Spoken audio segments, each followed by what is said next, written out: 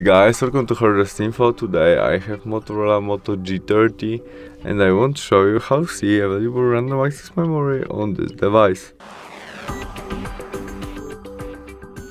Our first step to do is open Settings application, where we scroll down to the last option, About Phone, and there the last function, Build Number. Now we must tap 7 times to activate our developer mode.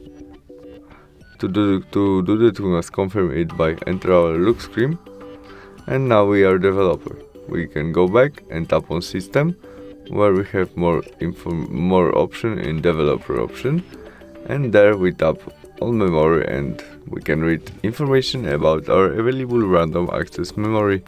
That's all. Thanks for watching. Bye.